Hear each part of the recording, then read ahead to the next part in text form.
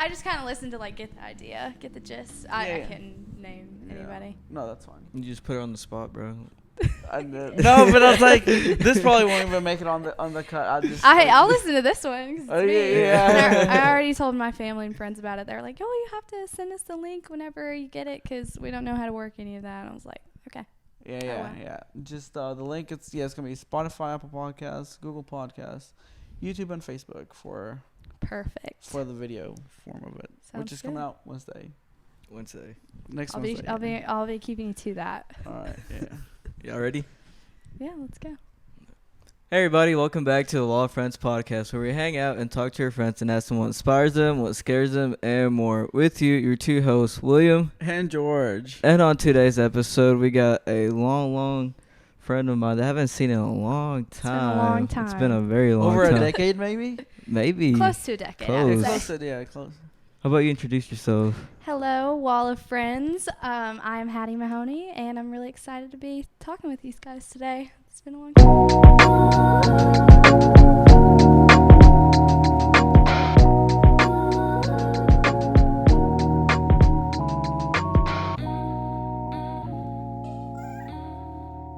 Thank you for coming on. Yeah. How you been recently?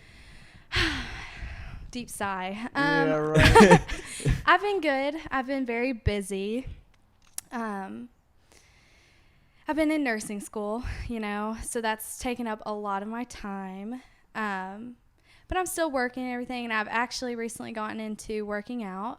I feel like that's one of the only things that's kind of kept me sane through the whole nursing school process, because if you let it will consume your life, so you got to find something to get you away from that for a while. So I've been doing that, studying, chilling. What got you into nursing school? Okay, so I really didn't know what I wanted to be for a while. For a while I wanted to maybe be an orthodontist or dentist, because I don't really mind teeth, and I love to smile. So I was like, yeah, I'll do that. You like to share your smile, huh? Yes. Sometimes TMI, but sometimes, like, my jaw gets really tired because I smile so much. Yeah. But so I kind of moved away from that after my brother actually passed away in April of 2018. And after that, my focus kind of shifted. I wanted to be in a position to help people a little bit more and care for people. So that's why I decided to do nursing. And I really do think it's my calling. I am very passionate about it. I know it's hard, and I know it's not going to be a mentally or physically easy job, but I do think it's my calling. I have a deep compassion for people. So, yo, that's funny you say that, because, like, literally not too long ago, as we try to interact with our friends and our audience in a way, I made the question on our Instagram, asked them, do you know your purpose? And, like, half of them were like, no. Half of them were like, yes. How were you able to, like, just identify what's your passion, what's your purpose, what's your calling? That's a great question. I have always had a deep empathy, I guess you could say, for others. I feel what others feel. And one of my philosophies in life is you never know what someone is going through behind closed doors. Because you could look at me and think, oh, she probably has a perfect life, blah, blah, blah. She's smiling all the time. Yeah, I'm happy. But, I do struggle. Obviously, my brother's death has affected me greatly, And my dad, he struggles with alcoholism. I love my dad. He's a great man, but he does struggle with addiction. And so just growing up with that has been hard. And so that's why I kind of came to my purpose, my calling. I think it's just to care for and love others, because, that's what we're here to do. We can't really do much else. You can't control what anybody else does. You can only control how you respond to it. And I think that's how I figured out my calling. I have a deep compassion for others, and I figure nursing would be perfect for that, Yeah, that's so true, and that's like you're wise for saying that at such a young age, because a lot of people our age in early 20s, or it doesn't really matter what age we're at, if you're like sort of like selfish and want to do your own thing and not necessarily look out for others, and like the fact that you have taken the time, or life has taught you this lessons at an early age and you're applying it to your life, and I'm sure you're in one way or another you're rubbing it off on the people who you surround yourself with. And I hope that I am.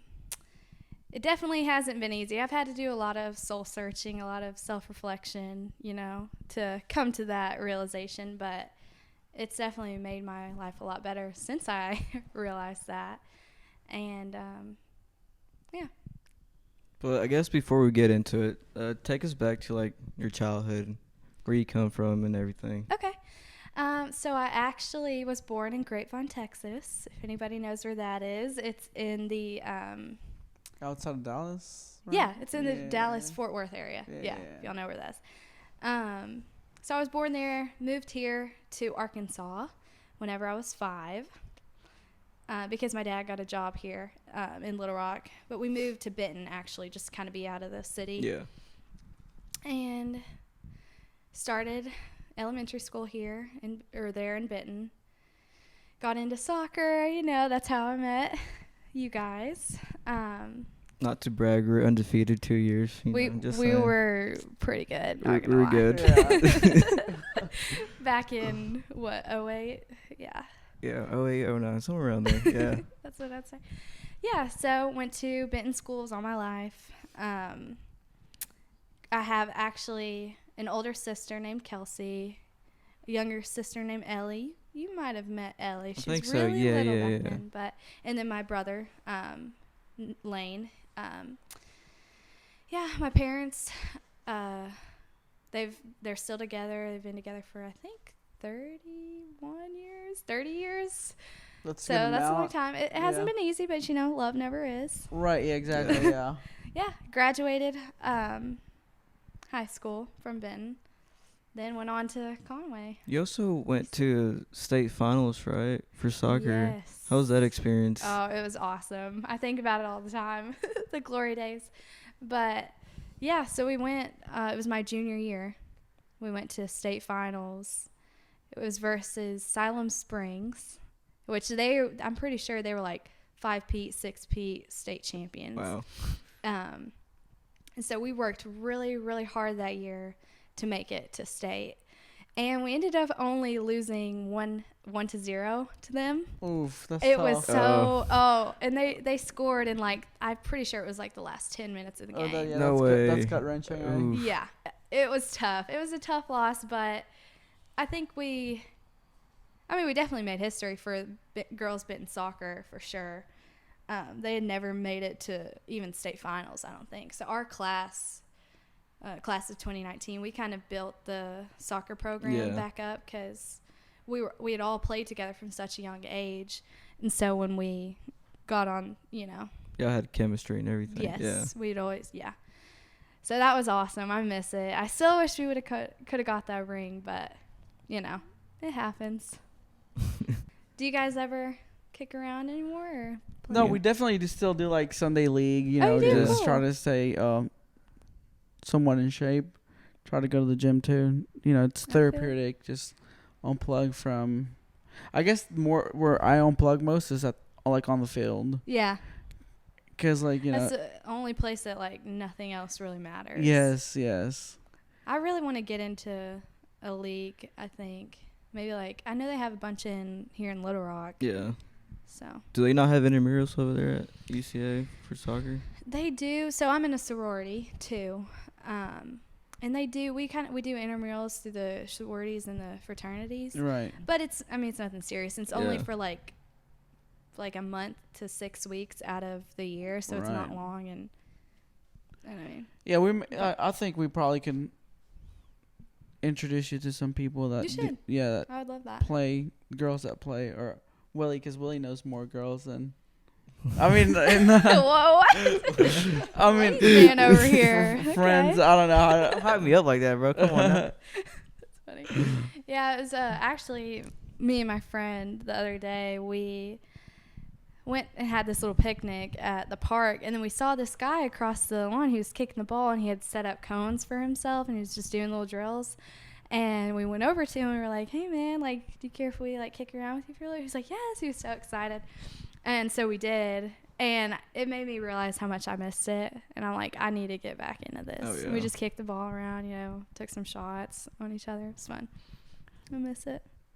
What have you guys been up to? I feel like I don't know what y'all do with your lives I anymore. know. Okay. So I guess after I went to school, became an engineer, took about a year and a half off, and then did some traveling. Went a little bit around Europe. Oh, wow. And then got a job for your regular 9 to 5.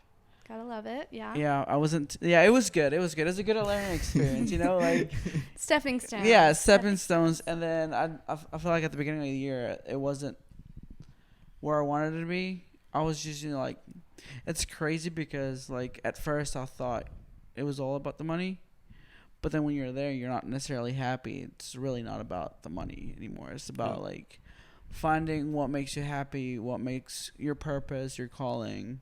Yes.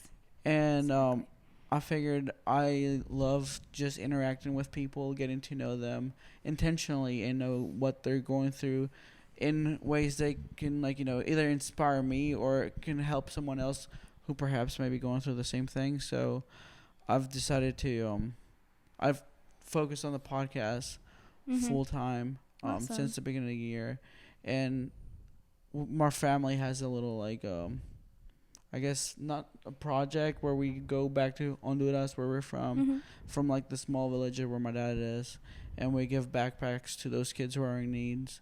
Awesome. So we were able to do that, and then recently, not too long ago, I was able to go to Costa Rica, back to Honduras and El Salvador. Wow. So I've been like We've traveling. been traveling. You're a big, Yeah, big traveler. and then and it's just crazy because I've been able to do this now that I had not have like my regular job. Otherwise, if I would have had my job, I would have been tied up here. So like, you've been able to pursue this. Yeah, a little bit more, and it's just opening doors little by little, and we'll just see where it goes. Yeah, I feel like that's what life's all about, getting to know people deeply. Because, life is all about connections. You can't get through life without other people. You just can't. And, yeah, so I really love what you guys are doing with this. I feel like it's going to go somewhere big. Well, thank you. I appreciate you. Thank you for being here. Yeah. What about you? What have you been up to? Let's hear it. Well, I didn't finish off college. I finished like my associates type of things because at first I didn't know what I wanted to do, and like I didn't want to waste going to like a 4-year college not knowing, just be stuck somewhere. So I just got my basics out of the way, and recently I just quit the job that I had right now and started focusing like on another career. Yes, I could have stayed at the job where I'm at and make like good money, but was I truly happy? And like I'd rather be happy for myself and keep my mental health in a good place rather than just live paycheck by paycheck or get paid good and just regret going to work, I understand that. And like I love the people there and everything, but I just, I wasn't like truly happy with it. Yeah, it's not something you're passionate about. Right. That can only be sustainable for so long. And eventually you'll get tired you'll get tired doing it, so like you're not gonna be happy. So I just wanted like a career change, and I know this field I'm going into, it's really good to go into, so I'm just seeing where God wants to lead me and be at in love, and obviously doing this podcast with George. I may not be doing it full time like he is, but I'm definitely helping him out with the best. No, yeah, and I like can we do. got like a couple projects coming up. It's obviously we do this out of like the goodness of our heart in a way, just trying to help other people. So I guess in hopes that people are able to connect with us and support us, and we got a couple projects coming up. Hopefully people are gonna be willing to just hop on board and help us out, and if not, we'll work it out, just because growth comes out of your comfort zone, and if you always stay there, you don't know what you're capable of doing. So yeah, like you said, 'cause at the job that I was at, I was like so comfortable. Like Just doing the same thing. Doing day the in same and day thing out. over and over. So like, I feel like I needed like a switcher, I guess, you know, something different, work on something different. Yeah, a little challenge yourself sometimes, you know, like some people may ask, why do you do certain stuff, or like why do you put your body through grueling experiences? Well, you don't do it for fun. You do it just to see what you're capable of, Exactly. and see how you're able to navigate and manage that certain situation, because there's always something that's going to come up in your life, and you can always rely on, like, oh, I was able to get through it before, maybe I won't get it through it this time, but you have like that peace in your mind that you're like, okay, let's strap our boots on and let's Yeah. keep going. No, definitely. Growth is not meant to be comfortable. And that's actually something my brother and me talked about a lot. You can't get complacent ever. I mean, you can, and then you find yourself in a position where you're like, I'm not fulfilled. I'm not doing something that's going to make my future self better or, you know, happier. And another thing I think about a lot is I think your perspective on life is a big part of it. How you choose to look at things affects, you know, okay, your world is a reflection from the inside out. If you choose to look at everything in a negative light and only focus on the bad things, you're going to see the world as bad and evil and, you know. Right. Whereas if you choose to always be optimistic and look at things, okay, well, how can I turn this into good? How is this going to shape me? How is this going to help me grow? Yeah. I think that is a big thing, and a lot of people, it's definitely a mindset, and you have to like train yourself in a way to think like that, because I feel like naturally human nature is to just see things negatively, I guess. But yeah, I think a lot of people struggle with that. I definitely have, but since I've chosen to start looking at things in an, you know, optimistically, Yeah. my life has changed a lot. And what was that switch that made you look in, or that new perspective that was found in you? Let me think. Obviously, I talk about my brother a lot because that was such a big thing for me, so unexpected. I would have never, you know, saw that coming. So that did change me in a lot of ways. It changed me and my family in a lot of ways, you know. But I could have chosen to, after he passed, you know, go down a wrong path and make all these bad decisions and just choose to sulk and whatever. But I chose to, for one, I want to make him proud. And I know he would want me to keep on living and be happy. And I actually have this tattoo I got for him. It says, "For you, I will go on," and his passing date. And I also have this is his handwriting from a letter he wrote me. Oh. It says, "I love you, 2 hats from Lane." So I would say maybe my perspective kind of changed after my brother passed away, but I always kind of thought like that. Not always, but maybe middle school, junior high-ish. It was a tough time for me. I just wasn't the person I wanted to be, and I knew I had to make a change. And so, yeah. When you say you're not the person you wanted to be at a junior high, middle school. I know. What does that mean? Well, because I mean, like, obviously everyone, on my way here, I was thinking, well, I think as long as we all know what our purpose is, but our goals are always going to be changing. You're right. Well, not to get into too much detail, I just wasn't making decisions that I wanted to be making, and I was finding my worth in things other than, well, for me, I find my worth in Jesus Christ. I'm a Christian, so I believe in God. So I was just trying to find validation in things that were never gonna end up fulfilling me. Yeah. And obviously, I was still growing. I'm still growing now, Right. obviously. Yeah. But at the time, it was a really hard time for me. And so I think that's when I kind of wanted to start making changes in my life, you know? I guess we were talking about your brother. Going back, you want to talk about what happened or Yeah. all this situation and everything that Yeah, because occurred? I probably have never gotten to tell you personally, No. you guys personally about it. Yeah, so my brother, he passed away from a drug overdose. It was fentanyl that ended up he overdosed on, but he wasn't a drug addict, as you would say. You know, I know there's a stereotype behind it, but my brother was a wonderful big brother, a wonderful son, a wonderful friend, a wonderful boyfriend. He worked. He just kind of got into the wrong crowd, I guess you should say, through work, and he started kind of self-medicating with different pills, and he ended up actually finding himself in a spot where he's like, I need to get help. He came and was like, I need to get help. I've kind of dug a hole for myself, and it's going to be hard to get out of, but I want to stop. So he ended up going to rehab, actually. He was there for maybe a month, and then he came back to home. He went to a rehab in Florida, actually.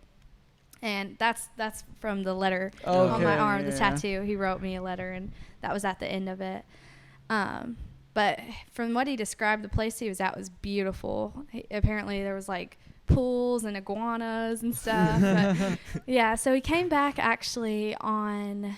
I would have tried to like squeeze in another month, actually. Right. I know. Yeah. I think he was just ready to get back in a routine, get back to us, and which I understand. What were you thinking when you went to like rehab? Like, what was going through your mind? Or how old were you whenever you where you found out all of this? Okay. He was 17 I was 17 when he passed. He was 24, a week away from his 25th birthday, I want to say.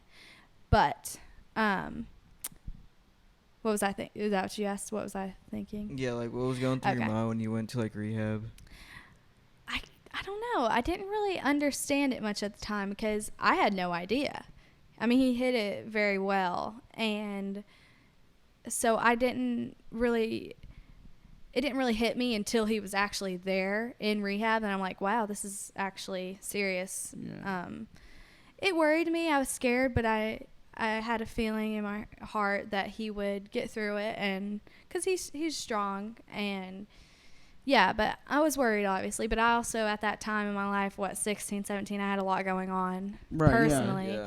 And that's something, honestly, I do regret. I wish I would have spent more time with my family, spent more time with him, and not been so focused on myself.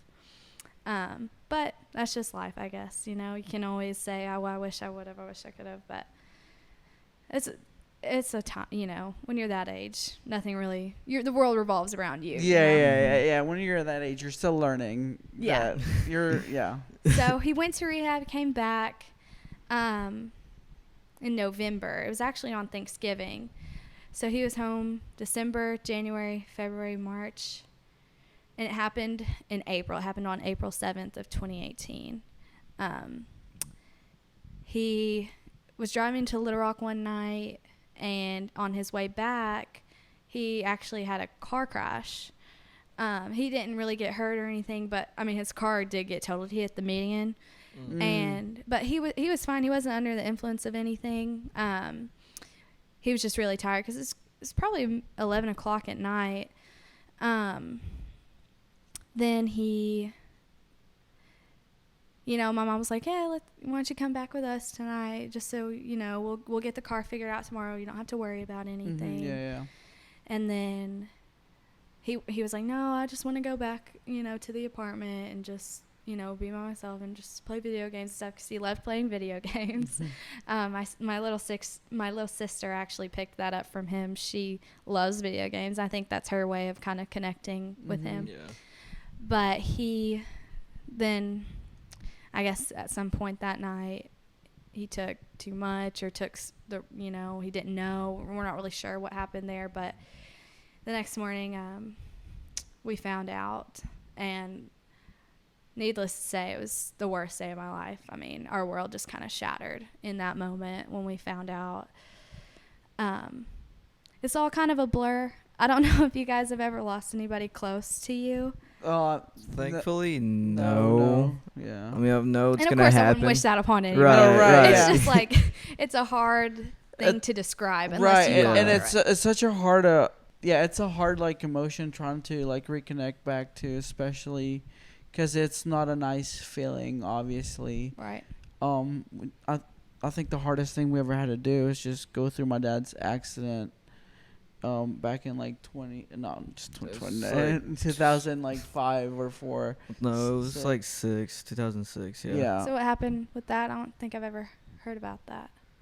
So it was like early in the morning in Central America in El Salvador, and my dad and my uncle were heading to like a meeting. Pastor's conference or a Yeah. meeting or something like that. And then basically my dad and my uncle were like in a...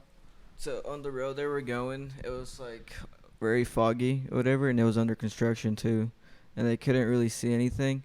And there was a 18-wheeler that carries sand, basically coming this way, and they were going that way. But since obviously they couldn't see like perfectly or whatever, Yeah. they like came this way, and they had a head-on collision. Oh, wow. Yeah, so 18-wheeler. basically like a Toyota Corolla like 2002 in front of like a 18-wheeler Yeah.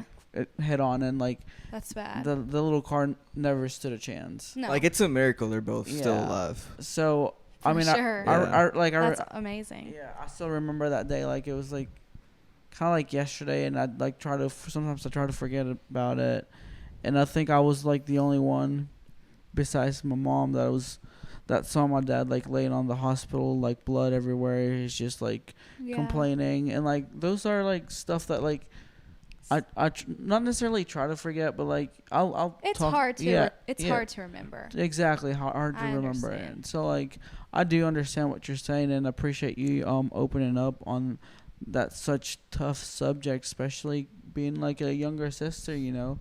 Yeah. For me, my siblings are everything, and and I would be like devastated for sure if something ever happened to them. Yeah, and it used to be a lot harder for me to talk about. Now I really do feel like it helps me to be able to talk about it. So I mean, Yeah. because it could reach somebody that's gone through the same thing, Right. or has had a similar experience. Maybe it could reach them and help them, and that's the whole, it goes back to the whole trying to find the good in things. But yeah, grief is a really weird emotion. It's so hard to describe. And so I don't remember much from the time right after he passed. I remember family and friends coming in and out of the house, bringing us food, praying for us, You're like, but I'm not hungry right now. Yeah, exactly. But just the thought, it was so, and I'll never be able to thank everybody Yeah, enough right. who reached out, who came through. Couldn't have gotten through it without, all of them. But so I actually spoke at my brother's funeral. And actually, soccer team came, my coaches, my dance team, family and friends, obviously, of myself and my brother and, all of our family. They all came. I just remember, like, hugging people and I kind of dissociated, I guess you could say. You're kind of numb. I was to the numb. moment, Yes, to that's a good word for it. But yeah, I spoke at my brother's funeral. It was tough. I still have the speech, though. Sometimes I'll go back and reread it just to, remember what. I feel like that was definitely tough because I don't know if I could do that at George's funeral. I don't know how I did. Yeah. And, well, my dad actually came and stood up there with me. Were you the closest one to him out of all the? We definitely 3? had a special connection. My big sister, it was like we were all super close. I think me and Lane had a special connection because me and him are both more like my mom than my dad, but also we were the two middle children. Mm-hmm. Yeah. So that's kind of a unique bond. But yeah, I would say we were pretty close, but I don't know if I would say closest because I think we all have a different Right, dynamic yeah, that yeah, kind yeah. of made us like, Special. Yeah. Yeah, for sure. But yeah, for probably about a year or so after, everything's kind of just a blur. How old were you? You said you were 17. I was 17. And how were you able to like navigate through high school? And I guess how were you able to not necessarily get over it? Because it's like you said, grief is such a interesting emotion. But how were you able to like cope with it? Okay. So I think I went back to school maybe 3 weeks later, 2 or 3 weeks later. Obviously, I had to take a little time off. And actually, the day I went back, I was in choir too in high school. So you're just doing everything, huh? Yeah, I know. Well, I've always kept myself super busy, and I like to be busy. I get really bored if I'm not doing things. So Right. the day I went back, it was our state choir competition. Yeah. And of course, everybody knew what had happened. They knew why I was gone. I'm sure my teachers had said something about it. But everybody, came up to me and they were like, "Hey, we just wanted to say I'm sorry." Some people didn't know what to say, and that's fine. I know it's hard to know what to say. You can never really say the right thing. But just, it's nice to know that they're thinking about you, they're there for you, whatever. So yeah, I guess I kind of just tried to keep myself busy. I hung out with friends a lot that summer because it was April when it happened. So we had maybe a month or so left of school. Yeah, yeah. Because that was my junior year. And then that summer, I just kind of kept myself busy, hanging out with friends. I do wish I would have spent more time at home with my family after that happened. Because I wasn't home a lot, I'm going to be honest. And I do regret that sometimes, but, I talked to my mom about it. She's like, "Hattie, you had to do what you had to do. We all cope and grieve in different ways." And I was like, "Yeah, you're right." And then senior year, it wasn't easy, but I just kept myself busy. I kept trying to, focus on doing things to make him proud and just keeping myself, keeping my spirits up.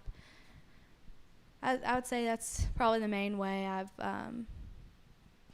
coped, is just keeping myself involved, keeping myself accountable. God, I wouldn't have been able to do it without God. I prayed a lot, tried to surround myself with, good people I could talk to about him. For sure. And I understand, like, there's only so much you can do, because obviously there's so much I can only tell William to keep him out of trouble. There's so much he can only tell me to keep me out of trouble. But what's something, like, let's say someone that's going through the same thing, like their brother or sister or family member struggling with certain addiction, where they're, not necessarily maybe like, Yeah. there's different addictions to different, like gambling, that can like destroy you too. Or Absolutely.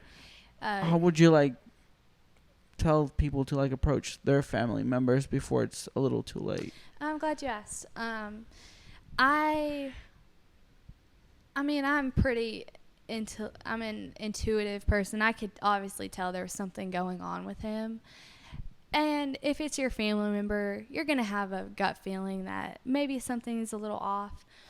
I would say don't put it off and don't just try to ignore it. Don't ignore the signs that something is going on. I wish I would have just asked him or talked to him about it, because at that time I was struggling with things on my own, and we probably could have helped each other through it. And I think that he would have been honest with me about it, because we just had that type of connection. Mm-hmm. So I would say don't ignore it. For anybody who has, a family member or loved one that has struggled, or you think they're struggling with addiction, just approach them. It's not going to make them any more addicted to whatever they're going through or whatever they're dealing with. They probably want someone to ask them about it, They probably want the help. And they might be embarrassed, they might be ashamed, but at the end of the day, that's going to open that door for them to get help. So yeah, it's not like you're going to love them any less. Yeah, and maybe preface it with that. Say, if you're struggling, it's not going to change how I look at you. I'm still going to think the world of you. But right. And you're also letting them know, like, you're not alone. You Yeah. got someone there for you that cares for you and loves for you. So Yes. whatever you're going through, you ain't got to do it by yourself. Exactly. Because I feel like when you get into a spot like that, you do feel alone. I mean, you feel so consumed by whatever you're addicted to or struggling with that you feel like nobody can help you. And yeah. And to the point to like maybe you even think you're a failure, Yeah. And yeah. I think it's important to talk to the people that are closest to you, because we tend to not try to keep them from them because we want to make them proud. We don't want to hurt their feelings. Yeah. But at the end of the day, they're the ones who want the best interest for us. So they're going to give us the most upfront and honest answer, whether we like it or not. And they're going to help us keep us accountable for Yeah. our actions. And they're the ones that are going to be there through anything. Right. Friends come and go. But I Correct. feel like, well, in my case, and I feel like family is there no matter what. I know I can depend on my family, and I'm very thankful for that. Right, yeah. But yeah, I would agree with that. Yeah, because I mean, like, not necessarily that I'm like going through stuff right now, but like I was just kind of like, Come on, tell us. no, tell us. It's a safe space. I was just kind of just talking to my dad, and sometimes as sons, kids, children, whatever, we don't want to share with our parents what we're going through. And I know like some people are not lucky enough to have a relationship with their parents, or but have someone who you do have a close relationship, share those struggles or whatever it may be, because what, like my dad was saying, it's in my best interest for you to succeed, Mm-hmm. And I think that's how it should be with everybody. And I think too, a lot of times we don't want to tell our parents those things because we don't want to be like a burden or like put that on them.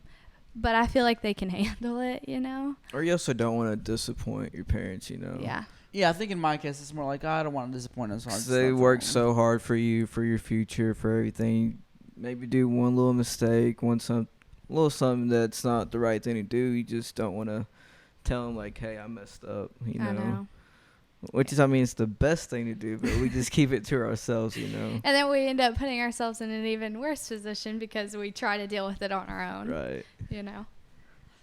Whereas, because I know for me, my dad has given me some of the best advice. I mean, he's very wise. I think that's where I get a lot of my wisdom from. We've had a lot of long, deep talks, and he always gives really good advice, and I should go to him more, I think, about my problems. And my brother, he was the same way in that sense. He always gave really great advice. And that's probably one of the things I miss most. He also could make me laugh harder than anybody I know. But yeah, I know what you mean. Family is definitely really important. For sure. So between them two, like, what's one of the best advice they gave you? Ooh, there's so much. Something from my brother that I will always remember is he's always told me, I can do anything that I set my mind to. And just having that someone that I look up to telling me that, I mean, that's made a world of difference for me because I truly believe I can do anything I set my mind to. And I think that also goes back to the mindset thing that I was talking about. I feel like if you believe something, you can achieve it. I know that sounds cliche, but it's true in my case. My dad has always told me that too, but that's something my brother always told me a lot. He always supported me in everything. And my dad, I'm really lucky to have him. He's always told me, he'll always tell me I'm beautiful and I'm a gem and I deserve the world, And hearing that from him, a man that I look up to, my father, that's made a big difference in my life, I guess, just anytime I get down on myself or think I'm not worthy or whatever, I remember that, and it brings me back up. But my mom too. I haven't talked about my mom, but Yeah. I love my mom. She is an angel. She's probably my best friend. She's just the epitome of love. I think that's where I get a lot of my compassion and love from. I'm so thankful to have had her as a role model in my life. She is probably the person I look up to the most. I wanted to ask, what would that be? Who would that be for you guys? The person that you look up to the most? Or I would say, I mean, obviously my parents, and I have like a really close connection to both of them. yeah. But me and my dad, I look up to my dad because he's a very hardworking person. Like, Mhm.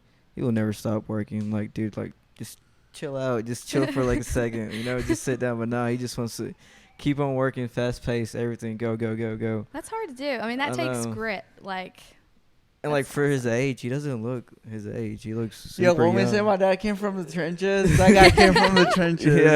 Yeah. And like that's why, like, in a way, we set ourselves such a high standard, just because we know where he comes from and know how much he had to go through just to give us a better opportunity to life, that we don't want to let him down. And in a way, that's why sometimes we're sort of like hard on ourselves, and because we're thinking, oh, this guy, like, we don't like know half the stuff he went, or we do, but like, you Like know, recently, Yeah. we just went to like where he was like born, yeah, like came from, Oh, like, came really? from, like in Honduras. We went, George was saying we gave out backpacks and Mhm. stuff. We went to the school he actually went to when he was little, Wow. and now we're like where he came from and where he's at now. It's like, Oh, it's yeah. Yeah. Obviously, like, God had to do a major role in it, but Yeah. like, if it wasn't like for his drive and determination and for sure. the same like way of obedience, because like, not trying to like compare in a negative way, but like you can see the people who still are there that are his age, so that what our life could have been, Yes. and then to like what our life is now, it's like it's a world difference, He worked hard to provide a better life for you guys than he had, and that's really inspiring, I think. Yeah, absolutely. And then even after like having his hip completely shattered and just broken I and mean, he could stuff have like given that. up right there and Right. said, Yeah. I'm not working, I'm drawing disability, whatever, Yeah, unfortunately, we're like in Honduras and El Salvador, so it doesn't. I don't think think it it works works like like that. that. Oh, wait. Oh, this wasn't after the... No, this was like in Central America, Yeah, where yeah, like yeah. the health care is Oh, okay, absolutely okay. well, not garbage. Never but- Yes, mind. when that accident happened, we were still over there. Yeah, we're Oh, still over really? there, yeah. Well, we had our visa, or whatever, and we would come like every 6 months over here. Gotcha. But like, yeah, when that happened, we were down there. Yeah, so it's not like, yeah, he could have, but it's just it's crazy. Like, he doesn't stop, and it's inspiring, and that's who we look up to the most, and Cool. we do try to. Well, I mean, Yeah. obviously, we love my mom. I know, I felt bad earlier. Mama, I love you, Mom. She's the best. She's the sweetest person I know. She would literally give up her shirt or her last meal just so someone can eat and be happy. That's awesome. That's who my mom is, and in a way, we also get that from her. But as far as like because as men, and obviously you're a girl too, but like, you're seen as a Good provider. observation. No, but like, we're supposed to be the providers, Yeah, of like I of agree a with household or of a the family. leader of the... Yeah, family. so that whenever we look, and like, obviously you also have your ambitions and goals and stuff like that, but like, as for, I guess, Agree. us, yeah, that's who we look up to. And I mean, not to say like my mom basically raised us though, Mhm. so we are the product of her hard work, and like, we are kind to people and respectful to people, and like try Because to be of what because she taught yeah. you. yeah, exactly, because what she instilled in us. So like, it's definitely a mix of both of them just being amazing parents. She Yeah. definitely gave us the golden rule: is treat others like you want to be treated. Yes. Yeah. That's another big one for me. Yeah, I agree. What's something you're looking forward in the future now that you've grown into a mature woman, and that you know your purpose, and you're your purpose in Yeah. life. I do think it's exciting to know that I do still have a lot of growing and changing to do. I know that I'm never going to just stop growing. I can always get better. There's always room to become a better person. So that's one thing that's more broad that's exciting for me to look forward to. But I am really excited to see where my nursing career takes me. There's a lot of different things I want to do. Doesn't help that I'm indecisive, but there's so many options in the nursing world, so I haven't decided what exactly I want to do with it. I want to go back for more schooling. Kind of become like a PA. I've thought about that. So there's also DNP, which is Doctorate of Nursing. There's NP, which is Nurse Practitioner. There's CRNA, which is Nurse Anesthesiologist, which that's what I'm leaning more towards right now. Wait, what's a PA? A physician's assistant. Okay. And a lot of people actually do come out of nursing school and go into PA school because you have that healthcare background. I actually have a friend who's going to be going and doing that. But yeah, I'm leaning more towards CRNA right now. But I don't know. It probably will change. I've changed my mind a lot. But I definitely want to go back and, get more schooling. I do want to travel. I want to be a travel nurse for a little bit because I haven't gotten to travel, but I haven't gotten to see as much as I want to see. Right. I want to travel a lot more in my life. So hopefully that'll set me up to be able to do that. Yeah. Mr. Traveler over here. Yeah, Mr. Travel Guy. I'm going to have to. So it's a little addicting after you get to. It's expensive, but I think it's worth it. Yeah, it's worth it. In the end, life is you can't. We're not going to be able to take with us our material stuff. Yes. And can't take it with you when you go. That's another philosophy of mine. Yeah, and then at the end of the day, what experience can you pass on to to the next generation? Mm-hmm. And the fact that once you travel outside of your safe space and get to meet people with different backgrounds, different ideas, it kind of opens up a world of okay, there's it gives a perspective, puts into perspective your life of how little we actually are and how irrelevant we are, as harsh as that may sound, but you're more humble with yourself, especially as a teenager. You thought everything revolved around, I mean, at least I did. And I did. I was saying that earlier. Yeah. I definitely did. Yeah. And I was whoa, no, it's life is so much more than and it's just, at the end of the day, if you do travel, I would say this, it's not where you travel, it's not what place you go, where you stay, it's the people you meet. Yes, I was going to say, I think what's really cool is that we're kind of a collection of everybody we meet. We pick up things from every little person we meet. We hold on to something from them.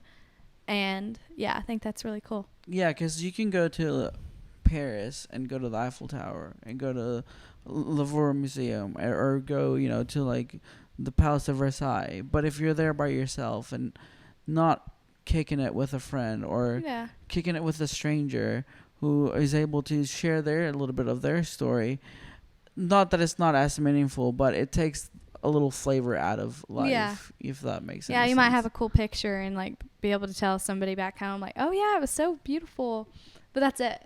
Yeah. You don't get that experience, which exactly. That's what it's all about. Yeah, that's what I've been learning, and just have expectations, but don't set them. Yeah. Not them be your main goal if you were to travel. Of I didn't get to go this place.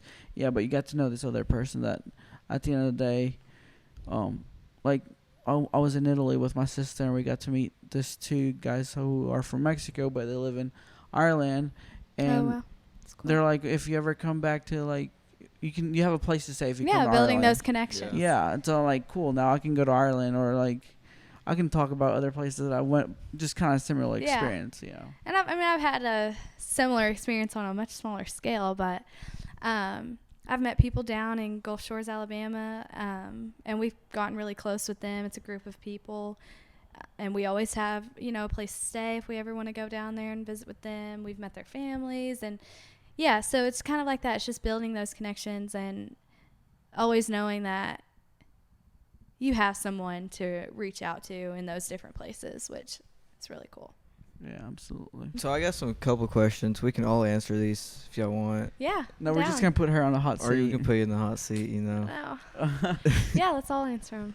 But the first one is, when I say the word love, what's the first thing you think of? God. God is love. That's a verse. I wish I could remember what exactly verse it is, but yeah, that's what I think of personally. What about y'all? Oh, me? No comment. No comment. No comment.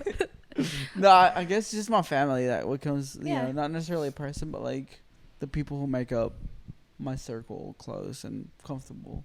Yeah. What about you? I would say my family and God too. Nice. My family's always been close. I mean, I would we're all agree with it. I mean, Christians. family for me Yeah, too. for sure. Yeah, I mean, Family and God. God too. I mean, like, You gotta God, I promise I love you. I love you, please. Please let me wake up tomorrow. All right, the next question is, what do you love the most about yourself? Probably my compassion for others and my love for others. I have a really big heart, and I am proud of that because it's hard sometimes. Yeah, for sure.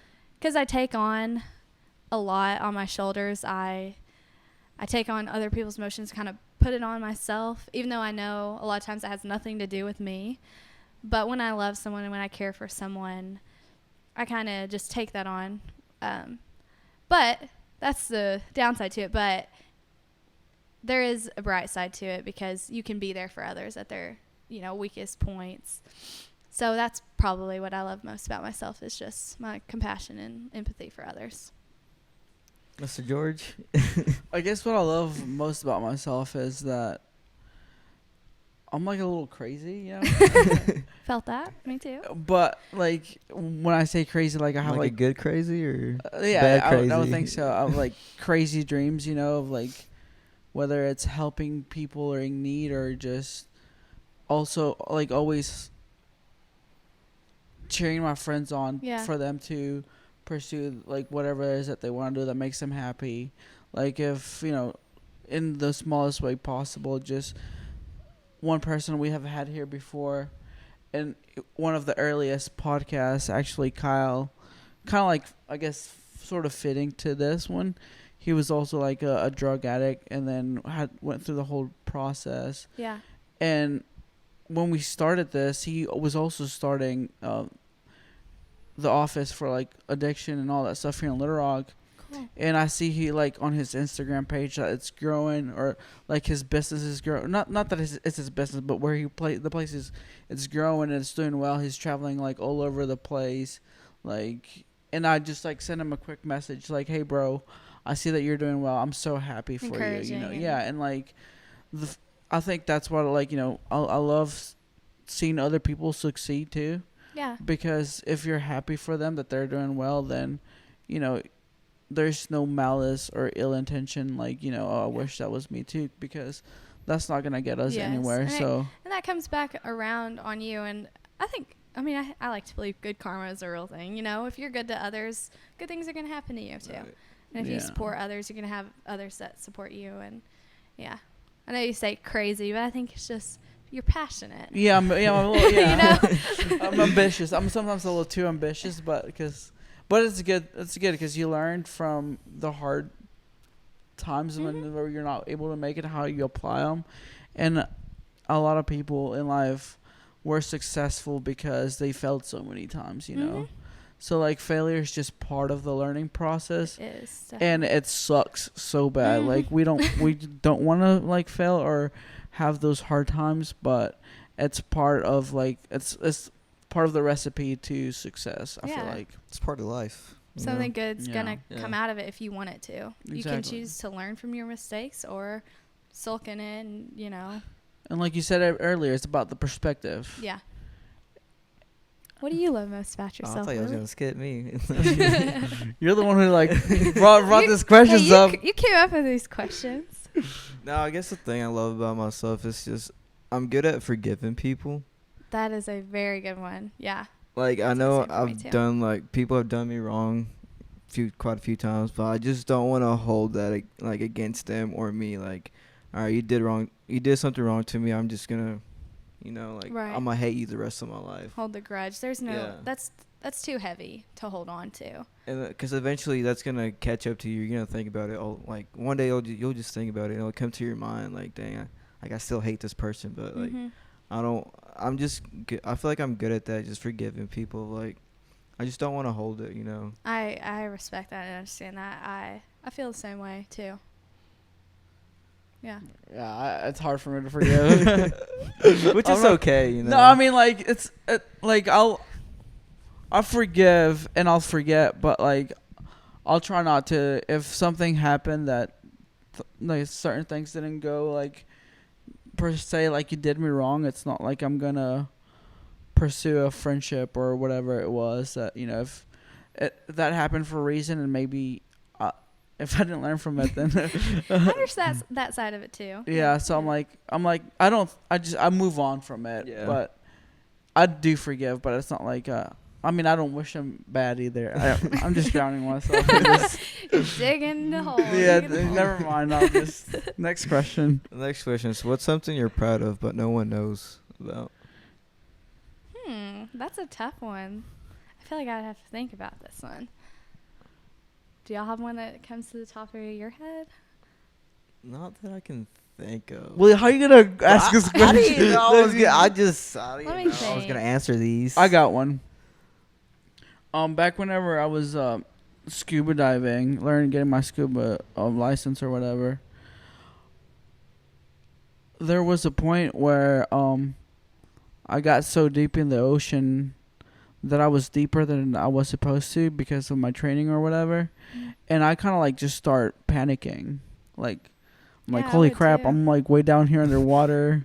What if my oxygen runs out? Like, and then like, oh, we were at this place where it's called the Wall. So like right here, you can like, I was like, let's say I was right here, so you can still see like the coral reefs or whatever. But like the Wall, it's like a deep hole where it was just pitch black, and I could Oh, see wow. it, and I was like, I'm deep down in here, but. I started freaking out, panicking. I was about to say, how were you not freaking out? No, I would did. definitely freak out. I started freaking out, panicking, but then hyperventilate. Yeah. but then I was thinking, no, I need to have my emotions under control. Otherwise, all this training that I've been through the past couple days, it's a waste. Like you've been here before. Relax, think about what you're doing, and instead of like panicking about just enjoy that fact that you're here in this moment, like present in Wow. yourself. So I was like, from freaking out, like losing my mind to like calmly like breathe in and out. I was like, whoa, that's insane. Like it helped me, and it has helped me, like in later in life whenever Yeah. things are not going that well, or like a couple of years ago I was training for a marathon. Wow.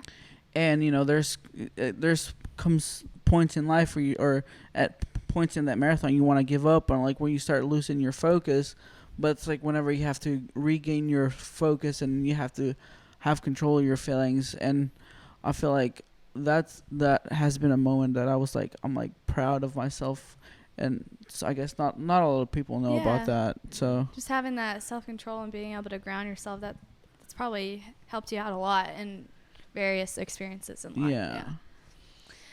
I can't really think of one specific event for myself. I guess I would just say all the times that I've had to struggle with something alone that I haven't told anybody about, and all the times that I've,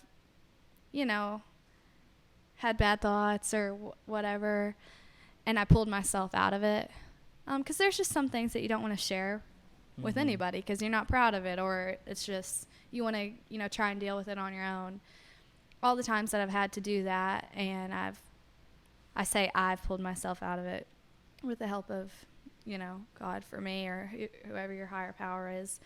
Being able to do that is not easy, and I'm proud of myself for that. And if you've had to do something like that. You should be proud of yourself too, because it gets lonely. And yeah, sometimes you just gotta do it, you know? You gotta pull yourself out. Do you have any? I have not thought of one. I don't have one. So we're skipping that question for me. All right. Next one. So last question of the night is, what insecurities are holding you back? Okay. I have always, so, you know, I talked about how I believe that I can do anything that I set my mind to. But what I'll do is I'll doubt myself a lot until I actually, you know, just say, okay, stop thinking about it. Let me think of how I want to word this. Insecurity. I overthink a lot, and that causes me to kind of spiral and just overthink myself into situations that I would have never been in if I wouldn't have overthought and just, you know, said, oh, it's okay, I'm just going to let it be. So I guess that's an insecurity that holds me back. It's not really an insecurity in a way, but I overthink a lot, and sometimes I just need to stop worrying about it and just do it and just let it be. And the fact that I do doubt myself sometimes. I doubt my abilities, even though I know I can do it. Yeah. All right, Willie, what about you? I'm going to think about these questions, too, after we're done. Like, these are really good questions. I need to. You want me to go or you go? No, you Think go. about it. You didn't answer the last one. Okay, I go. I would say, like, I do self-doubt myself a lot, too. Like, I know I can do it, but I may feel like I'm just in a comfort zone and I don't want to push myself to do other things. So self-doubting is a really big thing for me. Also, with this new job that I'm about to go into, it's probably something I should have gone into it a long time ago. Mm-hmm. But I was just, like, putting it aside, you know. Yeah. I didn't want to go ahead and do it. I was like, okay, I still got time. I'm still young, you know, whatever. I'll learn it eventually. But it was the time for me just like, all right, well, you just got to grow up, you know, do something bigger do something big that you know that you can do. You have the ability of doing it. Just push yourself to doing it and just, Yeah. you know, like you said, not self-doubt myself. Yeah. And that kind of, I guess for me, ties into like, I'll tell myself like, am I good enough to do this? I'll compare. That's Yeah. what I do. I compare myself to others. And I've gotten better, but that's something that does hold me back a lot. I'm just like, well, I don't look like this person, or I don't think I can do what this person does. And I think that keeps me from doing a lot. So that's something I want to work on for myself, for sure. Yeah, I think I agree with you guys. Just kind of selling myself short as well, you know, not knowing that perhaps I'm capable of doing it, but because I compare myself to other people, I don't try it.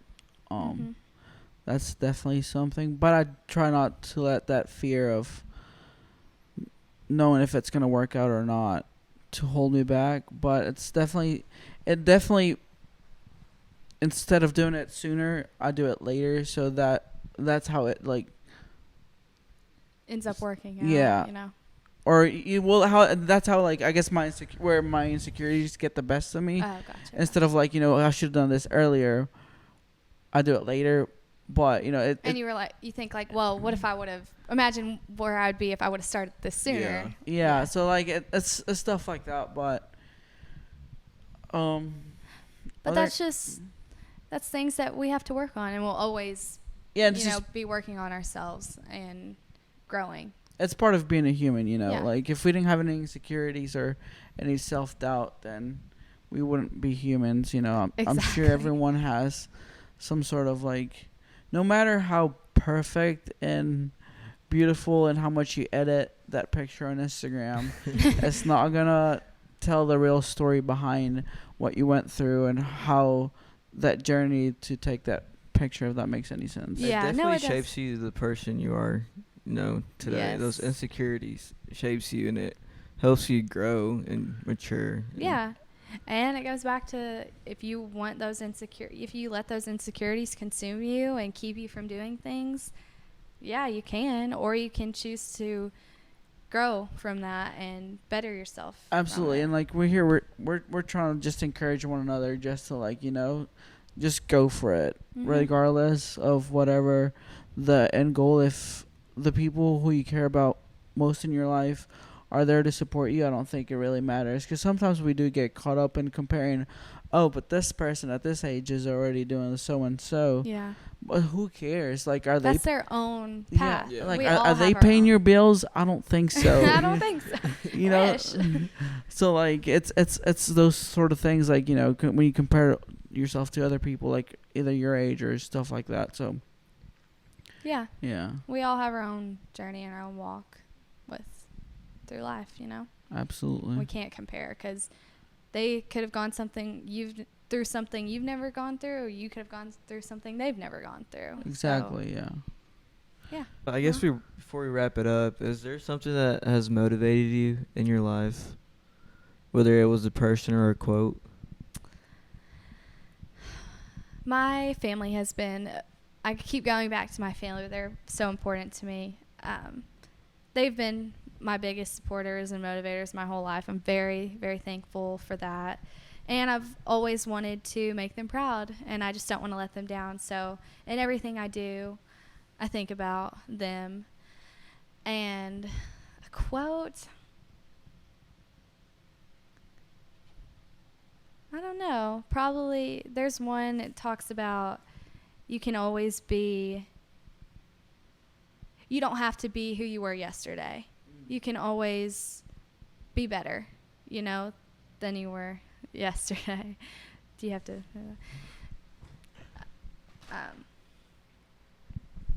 Yeah. So those have probably been the biggest motivators, and that quote is very comforting to me, because you don't have to stay stuck in a position. You can always change and do better for yourself and for others. So, Is there something that scares you going on in the future? Just the uncertainty of life, that does scare me. It's also exciting, but that does scare me. And just to thinking of, since I have lost somebody, thinking about losing somebody else really does scare me. But I know I can't let that fear, take over. Yeah. Because I know ultimately it's out of my control. I can't control what's going to happen, and I can't let that keep me from going and living my life and, pursuing my dreams. But it is scary, because you really never know what's around the corner. You can plan your whole life ahead of you. You can say, oh, I'm going to do this and this and this. But most of the time, that plan is going to end up changing, because that's just how life is. But yeah, there's also a bright side to it. You're always going to have new experiences, and yeah, that's probably it. I think that's about it. Yeah, definitely. Thank you so much for coming, for sharing sure. your knowledge, being open to what has happened to you, and just being transparent. Of course. And it means a lot. I'm really glad you guys invited me on this. I'm really excited what you guys have going. It's going to be awesome, I think. And thank you for sharing parts of yourselves with me and just having me on your show. It's been great. No, yeah, It's a lot absolutely. of fun, Yeah. I hope you're able to I guess get closer to us, or For sure. find a new friendship as well. Yeah, as now that I know you guys are so close, Yeah. Still 45 minutes for me, but that's not too bad, right? we can meet halfway through. Yeah. Yeah. Meet up for lunch or And something. anyone sure. who like me, maybe like listening, know that they're not alone in whatever they're going through, and then. I hope it can reach somebody. Yeah, and what would be like the best way if someone like kind of like identify with your story for them to reach you out, or from Like to reach out to me if they ever want to? They can call, text. Or what's your What do you you have mean? Instagram Social or media, social media? My social media. It's just Hattie Mahoney is my Instagram. HATTIE MAHONEY. That is my Instagram. My Snapchat is Hattie Mahoney 3 if you need to reach out to me on there. But Instagram would probably be the best way. My Facebook is just, my name too. So, yeah, but feel free, if anybody relates to my story or has questions or wants to connect, I'm open to talking and, yeah, reaching out to others. So, Yeah, no, thank you so much for opening up and sharing your story. I hope you're able to count on us if you ever need something. and same to you guys. And yeah, you guys can reach us out on Wall of Friends podcast on Instagram, Facebook, YouTube. And you can listen to us on Spotify, Apple Podcasts, Google Podcasts, and watch video forms on YouTube and Facebook. Until the next one, be sure to share a smile because you never know. That may lead to a deeper connection with someone you know or make a new friendship with a stranger. Definitely. Until the next one. See ya. Bye.